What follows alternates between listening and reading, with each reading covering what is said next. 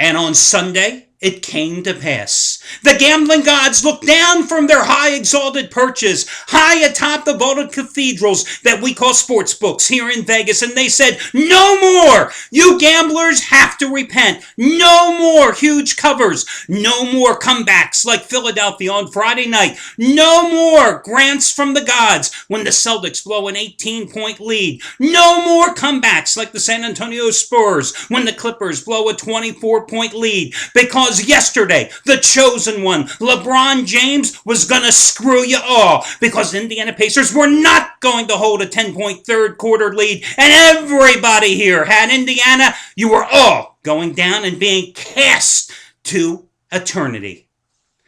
Hey, look, it's the best I can do. I had another root canal today. What can I tell you? I think it's half the Xanax and half the Percocet. Xanax before it, Percocet afterwards. And, this is the best I can do on late notice. But, guys, the bottom line, that hurt like hell to do that. I got to tell you guys. And unfortunately, sometimes the gambling gods don't smile on you all the time. That's really what happened. Here on Friday, every single handicapper had the Boston Celtics, the Philadelphia 76ers.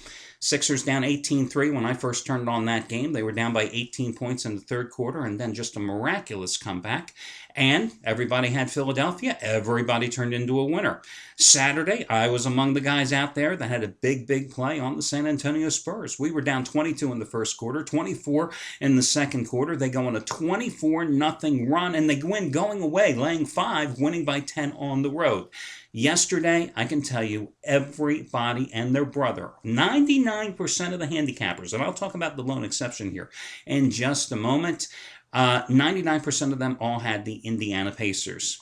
Hey, it looked good there in the third quarter, right? We're up by 10. We're getting 2 points in that game. And then suddenly LeBron woke up, D-Wade woke up, and the Heat walked off the floor and knotted that series at 2 games apiece. And sometimes it happens. Just like I always say that the breaks ultimately even out over the long run. And case in point, I really always believe that actually the breaks actually even out more so in your favor. But unfortunately, because when we look at it with tunnel vision, we often think that when you're in a losing streak, the breaks never go your way. But if you were to really step outside of your shell and take an objective view of everything goes on over the long haul, the breaks really do go your ways. Hey, yesterday was one of those occasions I don't. I know for me personally, this week, I had 3 maximum wager plays. Those 15 dime plays for me in the NBA match my biggest plays of my career. I hit 2 out of 3. I had Indiana in game number 2 on Thursday night, Had the Spurs on Saturday, and then lost the game with Indiana yesterday. Hey, look, Gordon Gekko, Oliver Stone was right with Gordon Gekko's character in the Wall Street movies. Greed is good. And I'll add in gambling to the end of that sentence. Absolutely, we want to be greedy, guys. But, settling for 2 out of 3, I don't know what book you look at, but for me, that's a good thing to settle for. 2 out of 3, I'll take it. I'll walk away with 2 out of 3 every single week of the year when it comes to gambling. And sometimes, as I said, the gambling gods just can't always smile on your fate and fortune every single day. But the thing is, listen, today's another betting day, another betting opportunity, another money-making possibility as well. So we pick up as well. Charity play of the week. I turned yesterday to Matt Rivers. I didn't really have a strong opinion on the game between game number 4 between the Spurs and the Clippers, but Jesus, Matt Rivers had won 5 straight days. He had been great in the series. He and Don Chambers, who was also having a big, big play and had won 3 straight days, were on the same side the Spurs. Naturally, Spurs don't even come close to covering. They blow an early 12-point lead. They only win by a few points and don't come close to covering the 7.5-point margin. The charity play of the week goes down in flames. Undeterred, I will once again come out with another one here as soon as 8 days pass, because that's as frequently as I can do them. But guys, here's the bottom line. It was a great 3 or 4 day run. Just about all the handicappers won here on Saturday, on Friday. Most of them won on Thursday as well. So again, you give me 3 out of 4 days where the bulk of the handicappers make you all money here. I'm a very happy person, and you should be as well. And there's more money to be made today. Hi everyone, Al DeMarco here. And let's get busy and run down what's going on here for your Monday card. $5 play of the week is coming up today, and it's going to be talking about the Lakers-Thunder game tonight, too. And I've got a special on that coming up. Gotta give my props to Trace Adams. We've talked about him quite a bit the last 3 weeks, and for good reason. Do you realize $1 bettors have won $10,300 following Trace's advice over the past almost 3 weeks now, a day short of 3 weeks. That's what a 13-5 NBA best bet run will do for you. Normally a 1,000 star play is his top rated selection. Today, raising the bar once more, 1,500 star release on Philadelphia and Boston.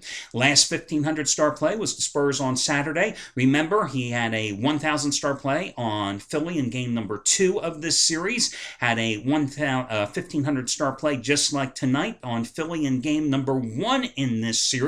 Now those games and winners were both in Boston. Does he ride Philadelphia again here as the road underdog, or does Kevin Garnett, after that pathetic performance in game number 4 when he was held to just 9 points after the extra day's rest, does it benefit the Celtics star here tonight? Does he lay the points in Beantown with the C's? Anyway, that's what Trace Adams has going here this evening. I want to talk about Anthony Red. Tonight, a very rare NBA play from Anthony Red in terms of the rating. His 4th 75-dime play of the entire NBA season goes tonight. It also happens to be his NBA winner number 4 out of 5 overall. It's on the Sixers and the Celtics. To give you a little perspective, it is bigger than Saturday's 50-dime winner on the Spurs, nearly twice as strong as Friday's 40-dime winner on the 76ers when he was one of the handicappers that benefited from Philly coming back from that early 18-point hole. NBA winner 4 out of 5 overall, his 4th, all the drugs I'm on right now, I had to make sure. Was that 4 fingers? 4th 75-dime play of the entire NBA season going from Anthony Red. Craig Davis, you know, on Saturday, hit with his, I'm sorry, let me just think for a second. Yes, it was Friday. Hit with his, no, it was Saturday. Lost. Saturday, hit with his biggest play of the postseason, 100-dime winner number 7 out of 10, and his second in as many tries in the playoffs when he gave you a 100-dime winner on the Thunder, and he's still very grateful that Kevin Durant said, no, I'm not going to shoot the 2-pointer. I'm going to back up a couple of feet, shoot the 3-pointer. That way my team can cover the 2.5-point spread and win by 3 at L.A. Yesterday, he was the only handicapper, to the best of my knowledge here, from when I looked at everybody's plays, that had the Miami Heat against Indiana. So congratulations to him. Today, he has a 40-dime 2-team teaser on Boston, Philadelphia, LA, and Oklahoma City, twice as strong as his 20-dime winner yesterday on the Heat. So that's what he has, and it's playoff winner number 6 out of 8 for Craig Davis, who has had one hell of a week going. Now, before I get to my free picks, and I'm going to break down your NBA series here for you, I want to talk about Jeff Benton. Second biggest playoff release, and it's a considerable play. It's his 60-dime playoff winner, number 8 out of 11, and this is a streak that extends all the way back to the 2010 playoffs. It's his Lakers Thunder side. Twice as strong as his 30-dime winner on Oklahoma City on Saturday. 58-38 run with 20-dime releases. This play is 3 times bigger. He's another, 60-dime playoff winner, number 8 out of 11. Normally, if you were to buy this play from Jeff Benton, let me just check. It would cost you, come on, now's not the time for the website to be slow. This play would cost you $60. If you use this coupon code, you will get the play for $5 today. $5 today. The coupon code is simply Jeff55, Jeff, and the number 55, Jeff, the number 55. So you go to a site, you put in the 60-dime NBA playoff winner, number 8 out of 11 on the Lakers and Thunder. You put it in your shopping cart. Obviously, it has a price tag of $60. You use this coupon code, Jeff55, Jeff, and the number 55, no space between Jeff and 55. That will then take $55 off the price. Again, $5 for his 60-dime playoff winner, number 8 out of 11.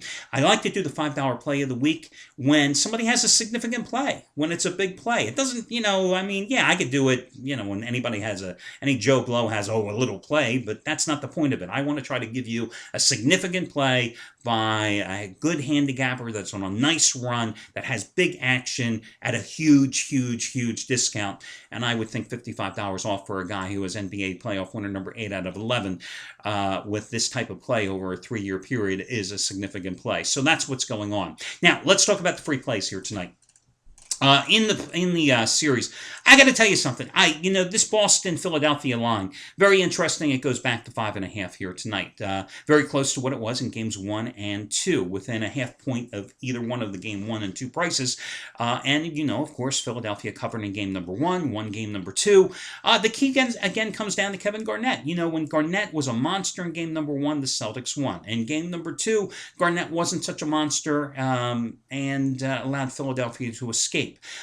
In game number 4 at Philadelphia, as I pointed out earlier in this video, Garnett really struggled. Just 9 points, just celebrated his 36th birthday here over the weekend. I think the greatest thing for Boston, though, here tonight was the way the scheduling played out. The Celtics got an extra day of rest. And how important is that for Ray Allen, Paul Pierce, and Kevin Garnett? Now, the Sixers are playing with some confidence, but listen, it's great that they came back from an 18-point deficit, and it's great that they came back after opening the game down 14-0 and 18-3 on Friday night.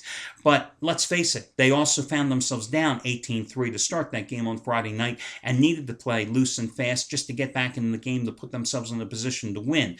I kind of like Boston here in this game. I think Boston now sees second chance, second life, that Indiana-Miami is going to go deep. And now 2-2 in a best-of-7 series. I think the extra day's rest certainly benefits them. Pierce had his second straight strong game, which I think is a bonus here for a guy playing with a knee injury. 24 points in game number 4. Rondo, still no stopping him with 15 points and 15 assists. Again, I just don't think you're going to see Philadelphia being able to outscore Boston in the paint 34-26 as they did in game number 4. I think Garnett gets more actively involved in the offense early.